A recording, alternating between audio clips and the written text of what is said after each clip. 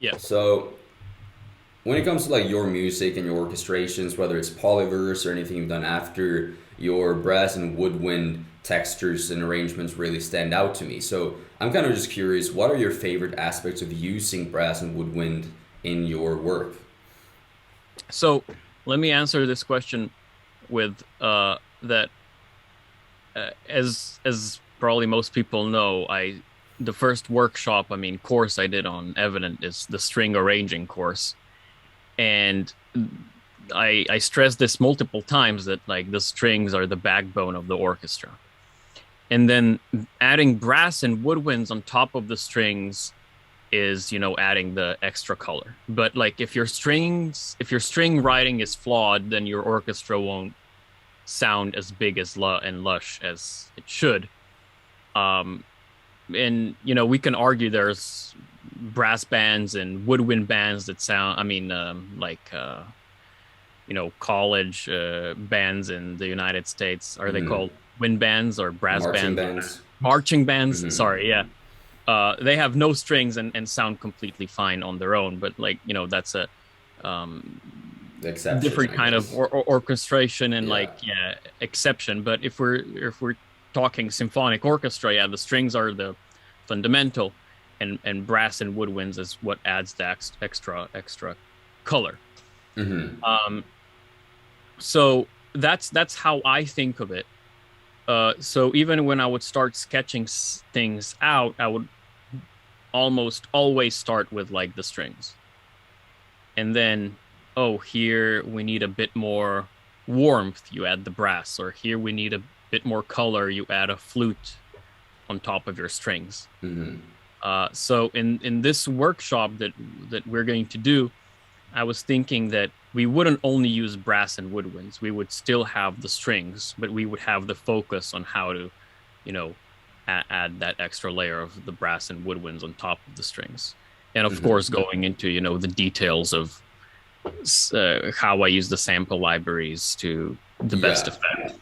And I guess looking at the context of things as well, because a lot of the brass and woodwinds use is fairly contextual based on the strings and everything Yeah. else. Is like as one unity. But also if I don't know if I answered your question, I can say one more thing that um I was just recently speaking from Jan from Audio Imperia, and we were like, brainstorming some ideas and stuff. And I told him that I think a lot of people, up and coming composers, forget about the warm side of the brass. It's Hmm. always like the fortissimo horns and the fortissimo trombones. Yeah. And a lot of sample developers also um, develop their libraries around the fortissimo sounds and the Hmm. wall, the Hans Zimmer-esque wall of sound, but forget about the warmness that the brass can bring. And Hmm. how I utilize brass the most in my writing is for harmonic support. So the brass is playing harmonies, but it never goes like really beyond the mezzo piano, mezzo forte range, and it's just in the background. So it creates like this nice pad that the strings can sing over. Yeah. Yeah. People usually forget about that side of the brass instruments, which is probably my favorite, and which is why I like libraries such as Albion 5, the Tundra, which is Yeah. focused on the soft, really lush, warm, velvety sound of the brass instruments. So I would love to see more products like that that actually kind of highlight that more. Mm-hmm. So Agree. when it comes to brass and woodwinds, what are some general differences you need to keep in mind compared to simply arranging for strings? Like, what are the key things that make them different? So with the strings, um, one thing that makes them unique is, of course, the bowing and the changing of the bow, which is quite hard to imitate with sample libraries. With the woodwinds and the brass, of course, the players have to breathe, and a lot of people forget about just making short rests between, for example, if the brass plays na na na na, there's a little breath. Hmm. So for example, just slightly nudging the second note to the left, I mean, shortening it, that leaves a little room for the breath, and it makes all the difference. Like usually you would see people, it just block chords with no room for a breath, and that helps with the realism of the mock-up, and that also helps just with the phrasing. So little things like that, for example, really help.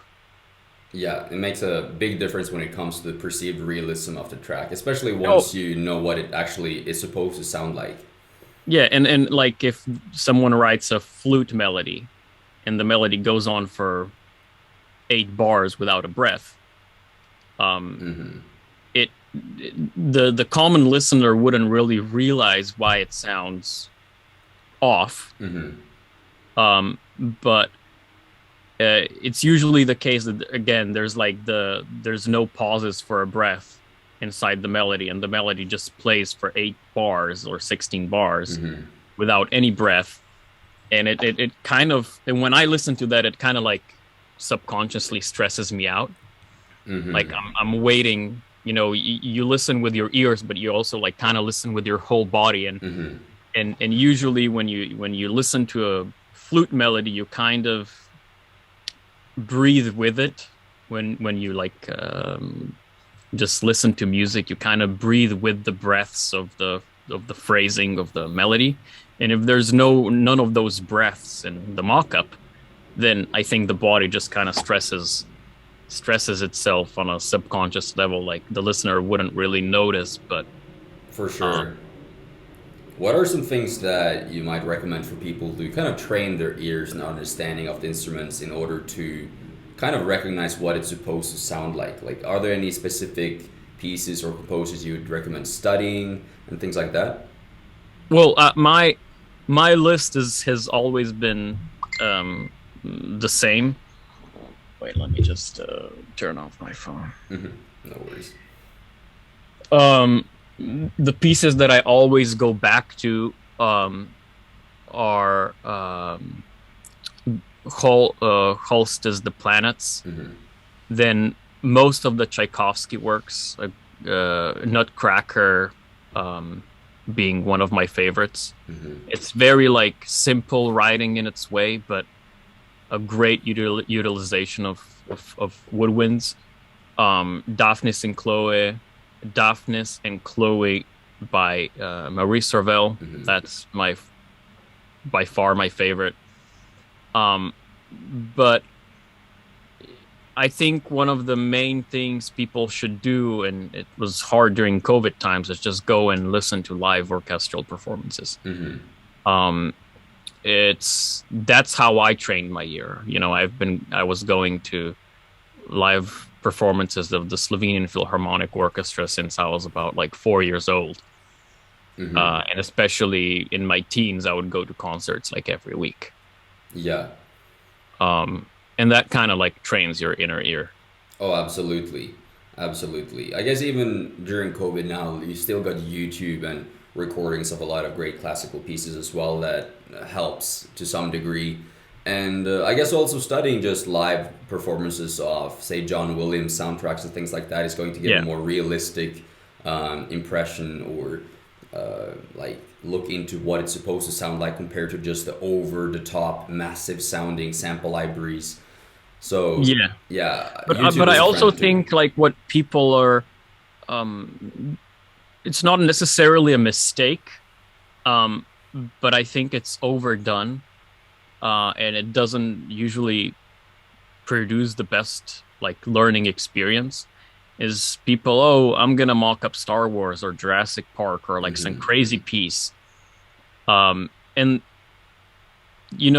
it's usually never gonna produce the best mock-up result because it's very, very hard to mock up. There's like a few people in the world, like Blakes, that he does it. Blake Robinson, I think, is his last name. He's been doing the same John Williams piece for years now with like his new templates, and he spends all his time learning how to do the best mock-ups, and he's incredibly good at it. Yeah, he's insane. But when you just start out, it's like very intimidating. So I would rather suggest going block by block, like, make your find a very easy piece to mock up, and mock that up, maybe just string ensemble and a flute, and make that sound as good as possible. Then add on the like 4 horns, and learn in like blocks. Like it's the same as Legos. I mean, it's similar how I the Meharty method. I was gonna say, it's like it's all blocks, and then you slowly progress, and at some point, you might be able to mock up Star Wars. Yeah, no, that's one of the things I really like with your method as well, and that I see students really resonate with, is that you are working in a kind of simplified, block structured way where it never becomes too overwhelming, because you're starting with the strings and mastering that, and then you're adding in 1 flute and maybe 3 horns when you've got that covered, and you're always within the melody, harmony, rhythm, texture kind of framework. So you always have these parameters to kind of think about, and that's something I'm excited to see how you kind of showcase all of this in the workshop with the strings and brass instruments, based on what I've seen before. Yeah, well, we're gonna do exactly like similar as in previous workshops. We're gonna do in like very small chunks and add on. Some people might have already an idea based on the previous things, but I just want to ask it anyways. What are your personal favorite libraries when it comes to brass and woodwinds? So woodwinds, my 2 personal favorites are the Cinematic Studio woodwinds, and the Berlin woodwinds. I think people don't need both. It's one or the other. Both are great. Like some things sound better in one library, some things sound better in the other library. So that's basically all you need for the woodwinds. Like you're 90% there if you have one of these libraries. For the brass, I'm a bit more fluid. It's very, because some libraries have the massive big sound you want, some libraries have the warm sound. But if I go like down the list of libraries I most use, is Cinematic Studio Brass, or my horns that plays like the A4 horns I use for like my heroic lines, like unison lines. The solo horn I use for my sustains for chords, and I would double that with the Spitfire symphonic brass, the old one, not the new one, the A2 horns, which really only go to mezzo forte, and I use those for the chordal support. Trumpets, I mostly use Cinematic Studio brass, and then the Native Instruments symphonic brass, which was done together with, I think, Sound Iron. I use the trumpets for like the big heroic lines. And then trombones, I have quite a bit of stuff. My favorite trombone patch is the Native Instruments symphonic brass, which is very much overlooked. I gotta check that out. I have it on my computer. I have been overlooking it. I've used the trumpets quite a lot because they're really bright and brilliant and piercing. But I gotta check out those trombones. Those are my favorite trombones, because with the trombones, they usually have the role of the chordal support in like the big tutti orchestral sections. And with sample libraries, there's always a problem with the trombones, because you either have one trombone and then you want it to play 3 notes if you want to mimic the normal instrumentation of a symphonic orchestra, which is 2 tenor trombones and a bass trombone. So if you have like 2 solo tenors and a bass, and you have them play chords in a mock-up setting, they're just gonna kind of be stuck on the right side of your stereo field. And because they're usually like recorded with close mics, and I don't know, in smaller halls, not like big symphonic halls. They never really fill the space as if they would fill it in a live orchestral setting. They always just sound kind of like piercing and like in your face, very up close, but they don't create that pad effect. And this native instrument symphonic brass, the trombones were recorded in a church. And I think they recorded it kind of like almost in a semicircle. So even though they record, I think, 6 trombones, and if you play chords, you would get 18 trombones playing those chords. For some reason, the like mezzo piano, mezzo forte range of that library creates the most realistic response. All right, I'm sold. I'm gonna download that one that I've heard. Like, it just fills the space. And then I would double that with the Spitfire Symphonic Brass bass trombone, doubling the low line, and that would give me the bass trombone on the right. Now I'm mirrored, right? So that's my my right. And that would get it push the trombones to the right more with that clarity of the bass trombone on the right. And then I would double that with the either Cinematic Studio brass tuba or the Spitfire tuba, the bass trombone line, if I want to like enhance the low end as well. Amazing. But yeah, I haven't found any other trombones that would like suit my needs in that way. But that's for like mezzo piano, mezzo forte, strings playing in octaves, very lush sound. Yeah. If you're going for more of that action sound, then, I have a array of other libraries that I would use. And it's just, you name it, I probably used it. Yeah. No, totally get that. No, those are some great recommendations. I'm definitely going to myself go and look into that trombone patch. Completely overlooked that. Now, we're doing a workshop with you on string, on brass and woodwind writing, as we've been mentioning. Just one final question is, what can people kind of expect to walk away with after attending that workshop? What are some of the main things you really want to get across to people in that workshop? Well, not being like afraid of using brass and woodwinds. And I think it's the instruments that people not tend to overlook, but they understand the least. I think strings are like simpler to understand how to write for. And with the brass, it's like, oh, I have trumpets, horns, trombones, a tuba, chimbassos, or whatever. And what do I do with all these instruments? What are their purpose? What is their main purpose? So we're not going to go into, extended techniques and anything crazy. I just want people to get the fundamentals down. Yeah. And also like bassoons. What am I going to do? People, I don't know, it's probably the least used instruments in for sure. At least with newcomers, like, what am I going to do with the bassoons and the clarinets? I rarely hear them in anyone's music. And